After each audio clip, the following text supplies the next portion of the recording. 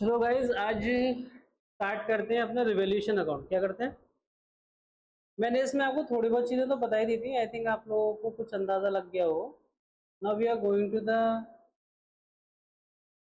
Full fledge understanding of this topic, है ना। तो रिवॉल्यूशन अकाउंट तब की कंडीशन है जब हमारे फर्म में रेशियोज चेंज हो रहे हैं, पार्टनर आ रहे हैं जा रहे हैं किसी भी वजह से। तो रिवॉल्यूशन अकाउंट बाकी के जितने भी फिक्स असेट और करंट लायबिलिटीज वगैरह को लेकर के, लोन वगैरह को लेकर के चेंजेस आ रहे हैं, उनको एडजस्टमेंट हमें देना है। ये मतलब एक पर्टिकुलर चीज़ हमें समझनी है। बेसिकली मैंने आपको इसमें अकाउंटिंग की बात जब करी थी तो रिवॉल्यूशन अकाउंट में आपको इतना ध्यान रखना है कि आपके असेट्स वैल्यूएशन अगर डिक्रीज हो रही है तो आप रिवॉल्यूशन टू असेट एंट्री दोगे, बढ़ रहे हैं तो असेट टू रिवॉल्यूशन।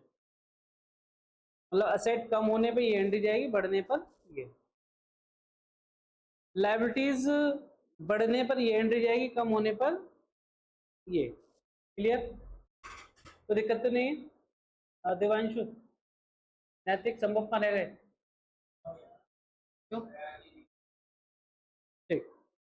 जब मैं इसकी अकाउंटिंग करूंगा तो मेरे को एक रिवॉल्यूशन अकाउंट बनाना पड़ेगा और आपको भी बनाना पड़ सकता है। तो या तो आप इसे थोड़ी टाइम के लिए जब तक समझ में ना आए तो रट भी सकते हो। कॉन्सेप्ट ये है कुछ।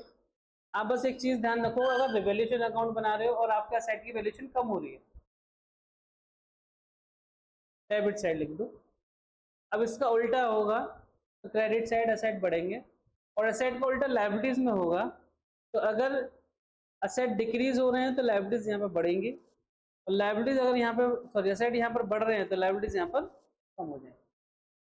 आपको जैसे अच्छा लगे आप वैसे कर लो। कॉन्सेप्चुअल अंडरस्टैंडिंग के लिए मैंने आपको ऐसे एंट्रीज बताई है, अकाउंट्स बताया है, पीछे भी मैंने कई बार आपको बता दिया है। तो मैं डायरेक्ट आपके साथ चलूंगा क्वेश्चन नंबर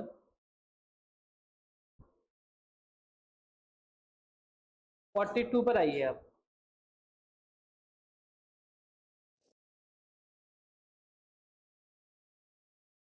42 एक बार पढ़ लो बेटा।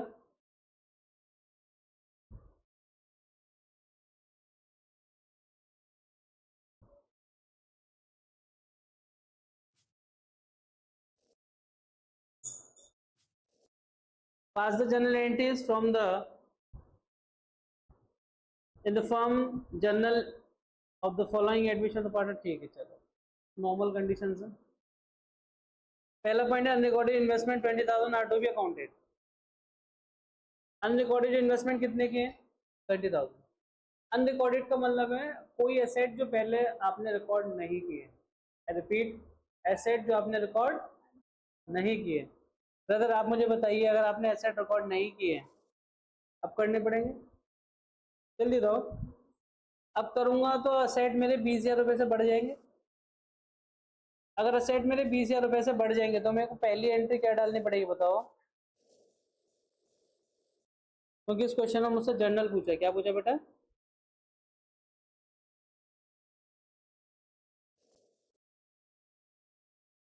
जनरल का फॉर्मेट तो आपने बचपन में सीखा होगा 11th क्लास में। सीखा नहीं सीखा?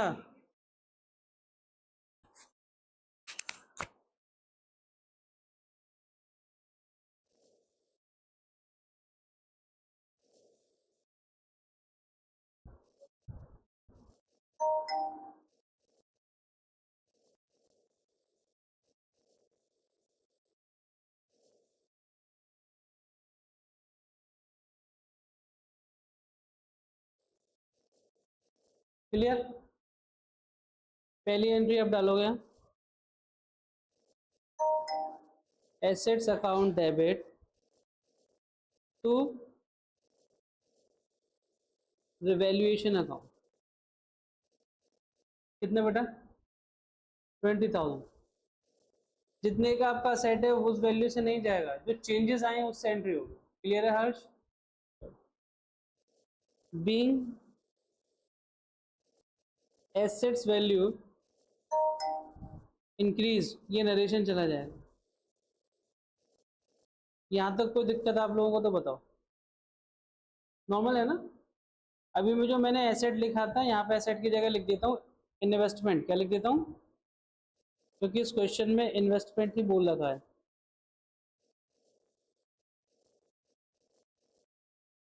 समझ में आया आपको?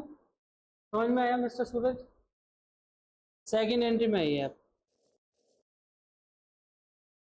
Unrecorded liabilities towards supplies 5000 to be accounted.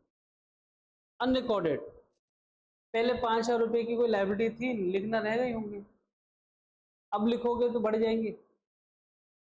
फिर मुझ पर कर्जा 1 लाख रुपए का था, ये रिकॉर्ड में है, अब पता चला 5,000 का और है, तो जैसे ही मैं 5,000 रिकॉर्ड में लिखूंगा तो लायबिलिटीज 1,05,000 की हो जाएंगी, 5,000 से बढ़ रही हैं। अगर लायबिलिटीज बढ़ रही हैं तो एंट्री जाएगी आपकी रिवैल्यूएशन अकाउंट डेबिट,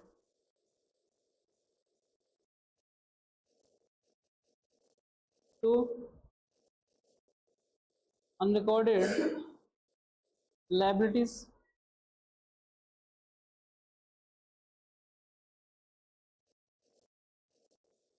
किसी को कोई प्रॉब्लम यहाँ तक? दिवांशु को दिक्कत बेटा? Very good.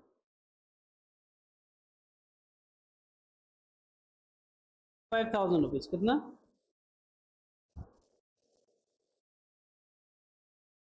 नेक्स्ट क्वेश्चन है, an item of 1,600 included in sundry creditors is not likely to be claimed and hence should be written back। Creditor में 1,600 रुपए ऐसे हैं कुछ जिनको आप खत्म कर रहे हैं, दोबारा कोई पैसे नहीं मांग रहा उसके लिए। अगर आपकी जिम्मेदारी खत्म हो रही है तो लायबिलिटीज कम हो रही है, क्योंकि पहले से रिकॉर्ड नहीं था, वो इस साल रिकॉर्ड कर रहा हूँ। कुछ तो नाम दोगे उसको, तो मैंने अनरिकॉर्डेड दे दिया।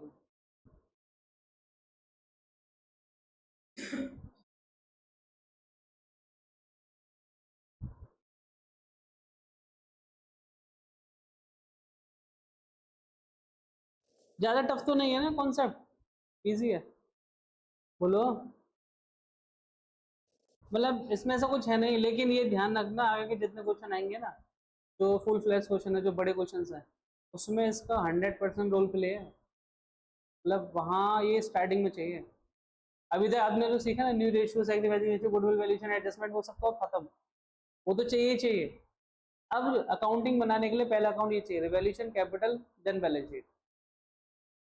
उनके एडजस्टमेंट इन सब चीज़ों में आएंगे। अब क्लियर है? चलो किसी दिन बैठा के ना मैं आपको फंडामेंटल से लेके एडमिशन तक सारी चीज़ें रिवाइज कराऊंगा, तो आपको लगेगा कि कहाँ से चीज़ें लिंक होती हुई कहाँ तक आ रही हैं। तो आप आइए, इन्वेस्टमेंट 1,600 की लायबिलिटीज हैं, रिटर्न ऑफ हो रही हैं, क्या हो रही हैं? रिटर्न बैक, खत्म हो रही हैं। अगर लायबिलिटीज कम हो रही हैं तो आप मुझे बता सकते हैं कि क्रेडिटर्स 1,600 रुपये से कम हो रहे हैं, एंट्री जाएगी creditor account debit, creditor account debit to revaluation 1,600। अब मैंने ये क्वेश्चन तो करा दिया, मेरे को कॉन्सेप्चुअल अंडरस्टैंडिंग थी, तो मैंने थोड़ी जनरल एंट्री जल्दी जल्दी खत्म कर दी, और अब अकाउंटिंग में बाद में करूंगा।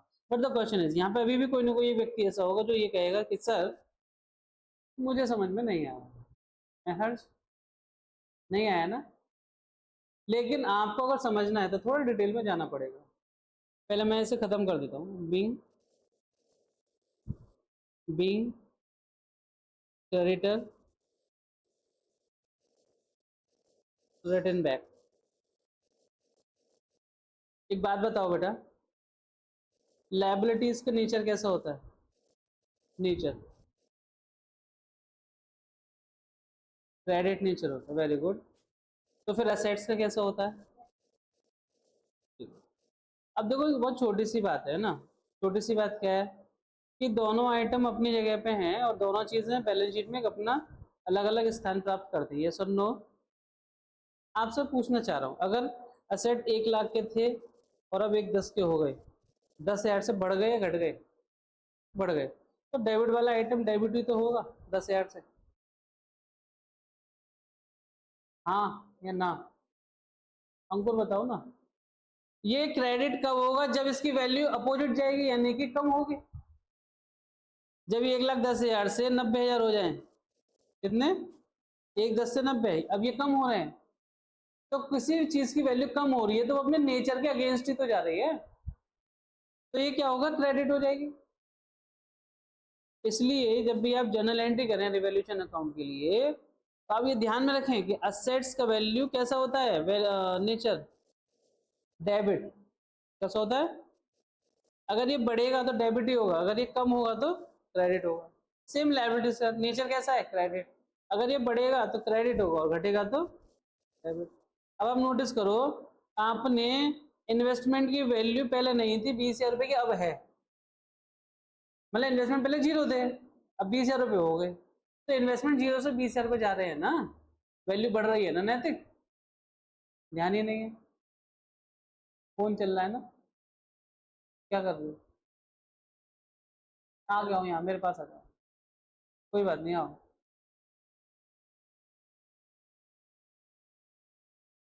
यहाँ आराम से बैठो, यहाँ तक कोई दिक्कत आपको समझने में? अब असेट्स की वैल्यू बढ़ रही है 20,000 रुपए से, तो मैंने भी क्या बताया, असेट्स अगर डेबिट है और बढ़ रहे हैं तो डेबिट ही तो होंगे। तो देखो जनरल एंट्री में इन्वेस्टमेंट डेबिट हुआ कि नहीं हुआ? बोलो, बहुत आसान है। जनरल एंट्री में इन्वेस्टमेंट डेबिट हुआ कि नहीं हुआ? दूसरी तरफ आपकी जो अनरिकॉर्डेड लायबिलिटीज है, लायबिलिटीज का नेचर कैसा होता है? क्रेडिट।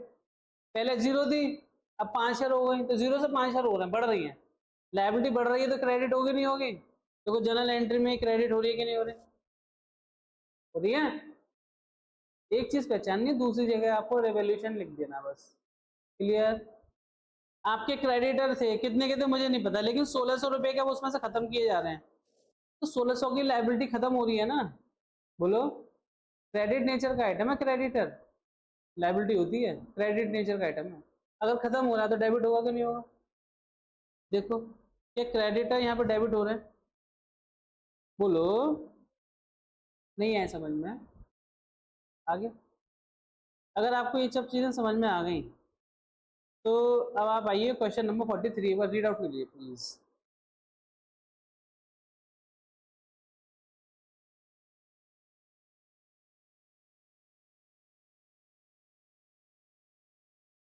हो सही? क्या हो गया?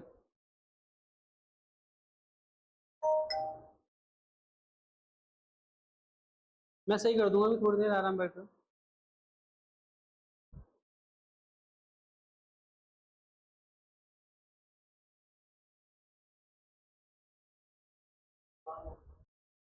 जी भाई,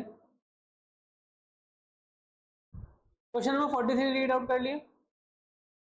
अगर आपको नोट करना है 42 तो नोट कर लो, 3 एंट्री है, नोट कर लो पहले। और जिन लोगों ने 43 रीड कर लिया है वो खुद करने की कोशिश करें, फिर मुझे बताएं इसमें क्या हो सकता है।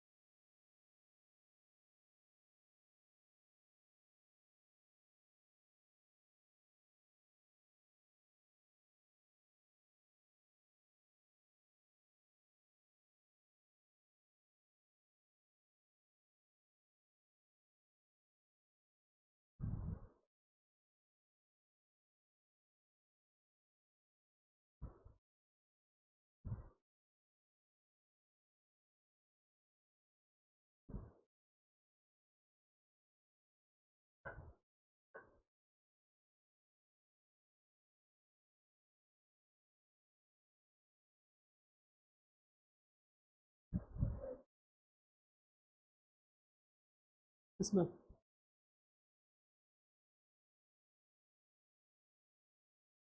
आयो 43 पर।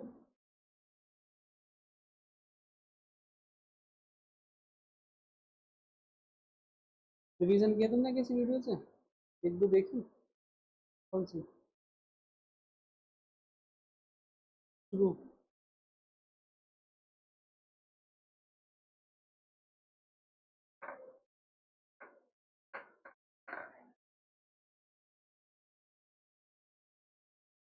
कोई बात नहीं।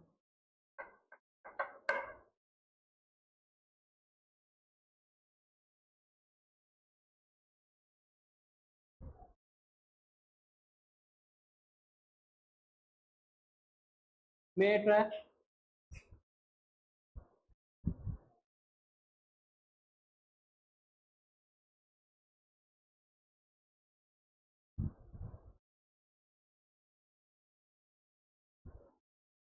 चलिए क्वेश्चन नंबर 43 पर आइए आप लोग।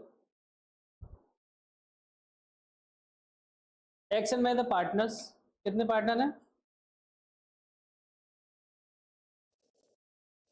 रेशियो 3:2 क्या है? जेड को एडमिट कर रहे हैं, किसको एडमिट कर रहे हैं बेटा? और एडमिट करने के बाद जो न्यू रेशियो निकल के आ रहा है वो निकल के आ रहा है 3:1। क्या निकल के आ रहा है? At the time of Z, at the time of admission of Z, debtor and provision for doubtful debts is this. मतलब बैलेंस शीट में असेट साइड डेटर्स तो हैं 50,000, कितना है?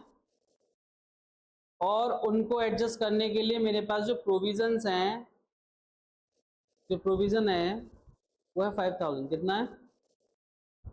यह लिखा है ऑल डेटर्स आर गुड। क्या लिखा है?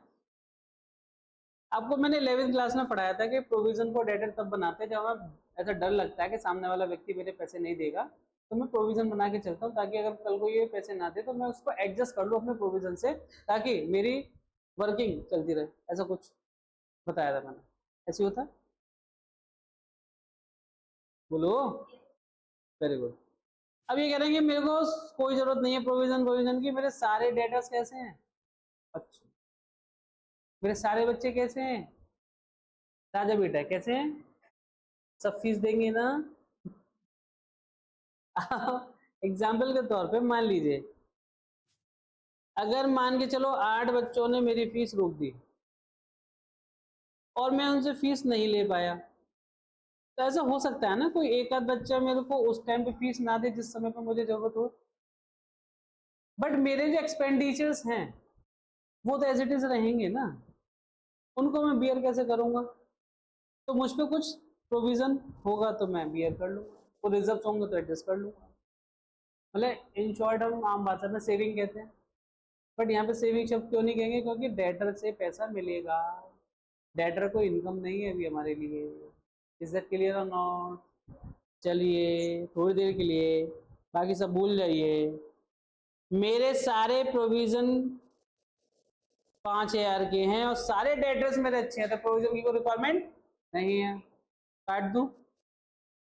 अब इस प्रोविजन को खत्म करने के लिए हर्ष क्या करना पड़ेगा? सबसे पहले मुझे जानना पड़ेगा इसका नेचर क्या है, क्या ये क्रेडिट है, क्या ये डेबिट है? ये क्रेडिट नेचर का है, क्या है? अभी बैलेंस शीट में से एडजस्टमेंट करके आए हो आप लोग। Reserve and surplus and profit and loss and provisions एक तरफ आते हैं, हालांकि डेटर का प्रोविजन लायबिलिटी साइड लिखते नहीं है, डायरेक्ट माइनस कर देते हैं। अगर आपने 11th में फाइनल अकाउंट पढ़ा हो तो, और आपको नहीं बताया तो मैं बता देता हूँ, ये क्रेडिट नेचर का आइटम है। कैसा है? अब मुझे इसे खत्म करना तो क्या करना पड़ेगा? तो फिर क्रेडिट में क्या आएगा? खत्म। कितनी तो आसान है। क्या आप यहाँ पे पहली एंट्री लिख सकते हैं? प्रोविजन लिखते चलना साथ साथ, for debtors account debit to debtor, sorry to revaluation account. कितना है? 5,000 रुपीज। कितना है?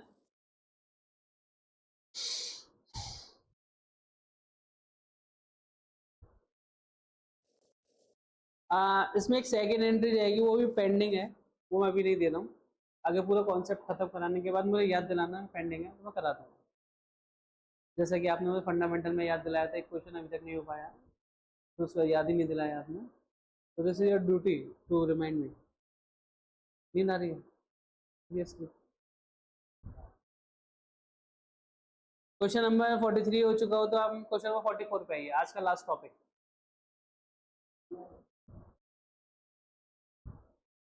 चलो बाकी के लोग जब तक 44 रीड आउट कर लो। अच्छा मैं लास्ट टॉपिक कहता हूँ, लास्ट क्वेश्चन करते हैं तो एनर्जी से आ जाती होगी ना। माय गॉड, मेरे को ये समझ में नहीं आता, आप लोग अपने मन से आते हो, खुद कोचिंग लगाते हो, खुद तमीज से बैठते हो, तो जब मैं पढ़ाता हूँ तो मुझसे मन चुरा के भागते क्यों हैं आप? कभी आदमी छोड़ा, कब मैं जाऊं?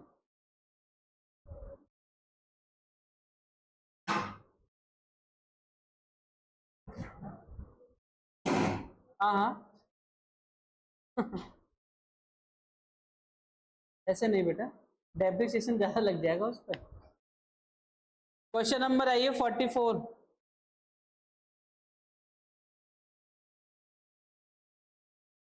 क्वेश्चन नंबर 44 के बाद चेकआउट करो, क्या आपसे हो जाएगा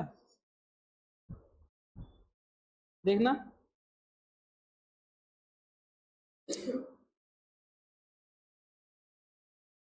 पार्टनर के रेशियो क्या है? एडमिट कौन हो रहा है? निकल जाओ बेटा, अगर आप बीमार हो तो निकल जाओ। अचानक आए थे सही सलामत, जा रहे हैं हाथ उड़ाकर, क्या हो गया?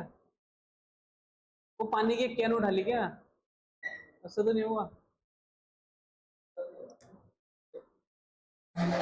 लेकिन जब मैं तेरे जैसा था ना, मेरी एक टांग भी टूट जाती तो भी स्कूल जाता था मैं लंगड़ा के, नदी पार करके। पता इतनी मेहनत करता था मैं, मतलब मैं होता मेरे हाथ में दर्द होता तो मैं नहीं जाता घर। मतलब मैं अगर कोचिंग में बैठा होता ना, मैं मेरे जैसे सर मुझे पढ़ा रहे होते, मेरी हिम्मत नहीं होती, मैं ये नीचपना करता नहीं। नहीं तू चला जा, कोई बात नहीं। क्या चीज? कोई बात नहीं, मैं इतनी बेइज्जती करता नहीं अपने टीचर की, मैं मान जाता हूँ उनकी बात, कोई बात नहीं। आइए चलिए, रेशियो 3:2 क्या हो गया? चला लो यार, मैंने नहीं करी, अपने आप हो गई होगी।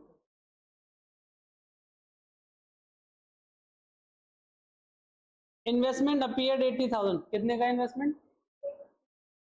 80,000। Half of the investment taken by X and Y in their profit sharing ratio at book value.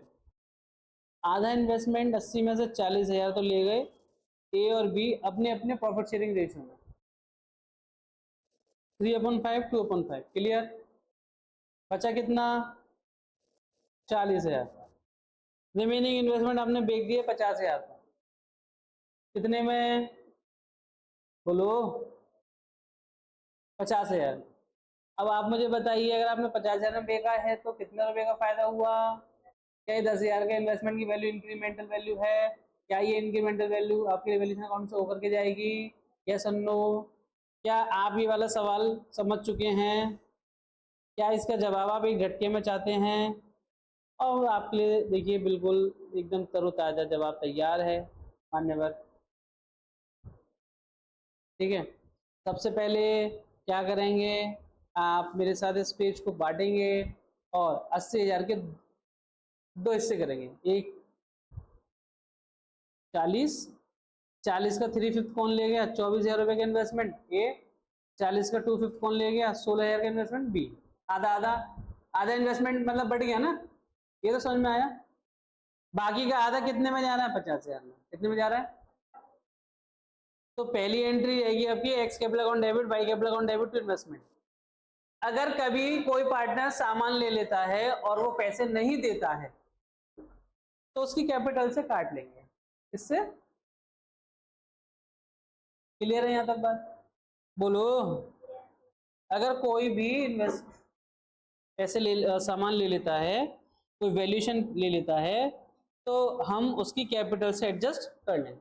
इसमें रिवैल्यूएशन जैसा कुछ नहीं था, क्योंकि जितने की वैल्यू थी उतने की वैल्यू उन्होंने ले ली। यहाँ तो कोई दिक्कत। दूसरा, बाकी के 40,000 का बचा हुआ इन्वेस्टमेंट कितने में चला गया? 50,000 में। कितने में? यहाँ 10,000 का आपको इंक्रीमेंटल बेनिफिट हो रहा है, तो हम यहाँ लिख सकते हैं investment account debit to revaluation. Is that clear? Is that clear? बोलो। Investment account debit to revaluation 10,000। कोई दिक्कत परेशानी? अब ये प्रॉफिट है तो कौन बांट लेंगे? पार्टनर। तो ये प्रॉफिट है रिवैल्यूएशन प्रॉफिट। कौन सा प्रॉफिट है? तो यहाँ पे एंट्री दे सकते हो, profit on revaluation account debit 10,000 to, किस रेशियो में बढ़ेगा? ओल्ड रेशियो में। बेटा सैक्रिफाइसिंग में सिर्फ गुडविल एडजस्टमेंट होगी, उसको निकालो दिमाग से। पूरी पार्टनरशिप में, बोलो मेरे साथ, पूरी पार्टनरशिप में सिर्फ न्यू गुडविल सैक्रिफाइसिंग रेशियो में एडजस्ट होगी, बाकी सारे, बोलो, बाकी सारे एडजस्टमेंट ओल्ड रेशियो में होंगे, जब तक कोई बात अलग से ना कही गई हो। मतलब कुल मिलाकर के गुडविल के एडजस्टमेंट गेनिंग और सैक्रिफाइसिंग में होंगे, उनके अलावा जितने भी एडजस्टमेंट हैं वो सब ओल्ड रेशियो में। पूछो क्यों? मत पूछो, बाद में बताएंगे। तो आप मुझे बताइए 10,000 ये 3 और 5 के 2 के रेशियो में बांट लेंगे। क्लियर? चलो क्वेश्चन नोट कर लो, मेरा लिखने का मन नहीं था इसलिए मैंने डायरेक्ट कॉपी पेस्ट कर दिया। क्वेश्चन नंबर 45 एक बार रीड आउट कीजिए। जिनके नहीं आए वो घर जाएं, दूध दूध पिए, ताकत बढ़ाएं अपनी, क्रिकेट विकेट खेलें, पढ़ाई उनके बस की नहीं। सर या तो बैडमिंटन खेलते हैं। बैडमिंटन भी अच्छा गेम है, मुझे अच्छा लगता है, बट मुझ पर रैकेट नहीं है।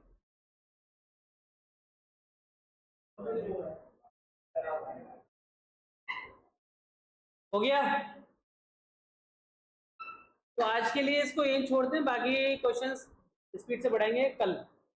ठीक, तो आज के लिए यही विदा लेंगे आपसे। धन्यवाद।